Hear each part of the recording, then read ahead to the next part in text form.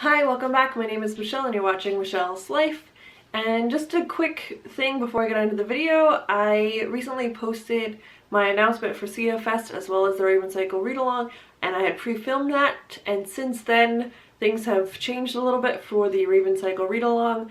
One, we have all of the prizes listed as well as, and the creative photo challenge will be primarily on Instagram, not on Twitter or really on YouTube.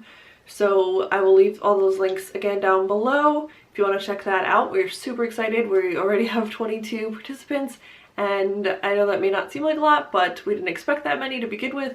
So we're very excited. Everyone seems very pumped to be joining, either for the first time or for the reread aspect, and I'm very excited. Anyway, we will get into this video, which is my monthly recommendations video. This month's theme was Not Another Romance. This series of monthly recommendations was created by Trina from Between Chapters and Kayla Rayne. I'll leave their links to their channels as well as the Goodreads group down below if you want to participate in the future. So, on the topic of Not Another Romance, basically it's just books that don't primarily focus on love stories or relationships. So they can be in the background, they're just not the forefront of these stories. I wanted to give you lots of different options, so I did choose 8 from multiple different genres. Mostly YA though, so I'm sorry about that. The first one I want to start with is a historical fiction, which is The Help by Catherine Stockett. Yes, the movie's great, Emma Stone is wonderful, but the book is also amazing. And honestly, I can't remember the differences between the two, but I know that I read the book after the movie, and that's usually hard for me, and I absolutely loved this book. So I definitely recommend it. It's just a great insight to our past and the lives of these women and the bravery it took to do an act like this, even though it's fiction. It's just beautifully written. It's a beautiful story, and I definitely recommend it. It's also amazing because it doesn't really feature romance. It's in the background, but it's not prominent. It's more about helping out these maids and telling their story, and again, beautiful. The other historical fiction that I want to talk about is The Book Thief by Marcus Zusak. I know many people know about this book or have read it, and so I don't feel like I have to explain too much about it, but the perspective of death is refreshing and beautiful, and I love the way that he sees the world through colors and the things that he sees about humans and what we do to each other, and it's just a phenomenal read. It's a historical fiction about World War II, and it focuses on Liesel, who is a young girl who recently lost her family members and is taken in by a new family, and just what she sees through the Hitler Youth that's going on, and book burnings, and it's a well-crafted, beautiful story, and I definitely recommend it. Again, not very strong on the romance. I don't even remember if there is a romance in this book. It's just beautiful. Next, on to science fiction. Honestly, I don't remember too much about these books other than loving them, but I'll show you what they are. The first one is The Bonnie Electric by Beth Revis. And the thing that both of these books have in common is that both authors have a beautiful way of leaving out the BS. There is no fluff in these books. If something is mentioned, it's for a reason and it has a purpose, and it comes up later on in the story. So this story is about Ella Shepherd, whose mother has created a reverie machine where people can come in and experience and relive their fondest memories to feel better about themselves, or just to make themselves happy. And Ella has the ability to go into their minds and expand upon their memories and learn for herself what their memories are. It's a twisty, turny adventure, and it's amazing. There's surprises around every corner in this book, and it's just a well-written, beautiful book, and I don't think enough people have read it. I think there is a little bit of a romance in this, but again, it's like on the back burner. That's not what is most important in this book. It's not even, it's like hinted at. So it's great. I definitely recommend picking this one up. The next sci-fi is Orson Scott Card's Ender's Game, and I think there's a little bit of a controversy about this author, but whatever. This book, again, just like Beth Revis, is well crafted. Everything has a purpose, everything is useful. The thing about this book that I personally loved is how Orson Scott Card delved into Ender's mind and his psyche and just explained just what was going on with him as a boy, and it's just wonderful. So basically Ender is the third child in his family, and that's not very common, and he was picked up based on his intelligence for this sci-fi like space military program where he has to train to, I think that's what it was about. I did read this about 3 years ago, so it's a little blurry, but I do remember that there's no romance in this book at all. It's just amazing. It keeps you flipping pages. It's a really good book. I enjoyed the movie as well. The next two books I want to talk about are classics, and the first is one of the books that really got me into reading, and I really loved it, and that is Ray Bradbury's Fahrenheit 451. I, at one point, wanted to get the Burning Paper Man tattooed on my calf. I did not. I actually do not have any tattoos, but it was tempting. I mean, he's pretty cool. Plus, I just love this book.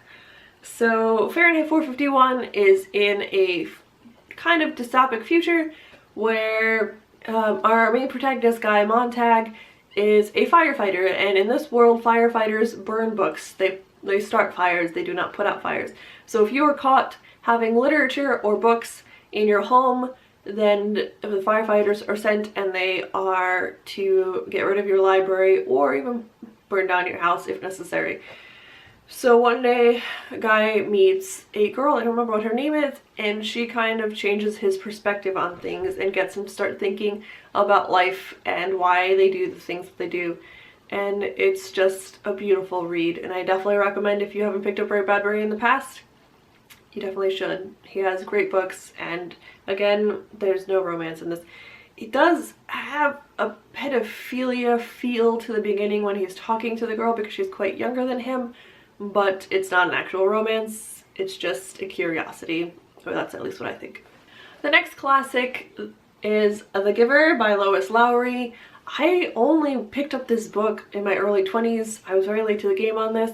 Again, it is a dystopic book where this boy comes of age and he is assigned a job, and his new job is to become basically the giver's receiver, where he is given his memories and he is supposed to be the memory holder for the town of their past, and it's really interesting. I don't know, the story is beautiful. Lois Lowry is definitely a wordsmith, and if you haven't picked up The Giver and you've thought about it, just go ahead. No regrets, I promise. It, again, doesn't really have a love story. It's just beautiful. I feel like I've said that about all of them. Definitely read The Giver. Alright, last two books. I've talked about this book before on my channel, so I'm not going to go into too much about it. Also, I have a review for this, so I'll post it down below if you want to know more, and that is The Walled City by Ryan Grodin.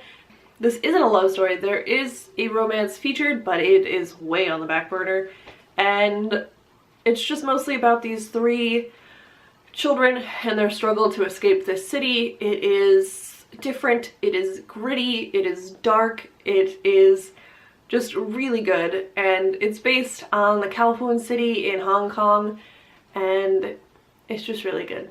It's really good. If you haven't checked out Ryan Grodin's work yet, I definitely recommend starting with The Walled City. I loved this one so much more than Wolf by Wolf. It's really good. Plus, there's a cat named Shma in this book, and he's so adorable, and I definitely recommend this. There is a romance, like I said, in it, but it is not in the forefront of the story, so yes. And it's not your usual romance. I don't know, maybe this one shouldn't count, but I'm recommending it, so go check it out. And lastly, the book that I want to recommend is Monster Calls by Patrick Ness. I guess this is like a fantasy middle grade.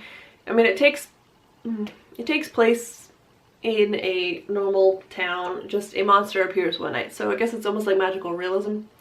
So anyway, it is a beautiful story. Beautiful, beautiful, beautiful. I don't know how many times I've said that word.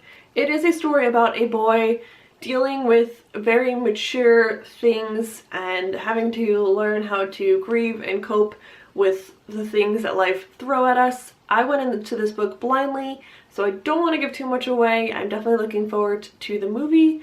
When people say that you're going to cry in this book, don't think that you're better than us, because that's what I thought. I was like, I'm not gonna cry. I can go through this book. I mean, it's a middle grade book. I'm not gonna, no. I bawled my eyes out. And then I recommended it to Jody, and you know what? She did the same. So you will cry.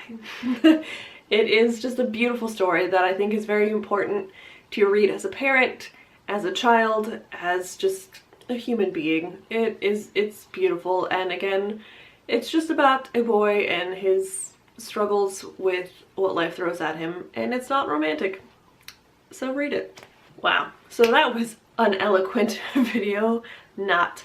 Anyway, thank you so much for watching my video. Welcome to all my new subscribers. Thank you so much for coming to my channel and hitting subscribe and watching my videos. I really appreciate it, and I hope you join me for the read along, and I can't wait to watch more of these monthly recommendation videos.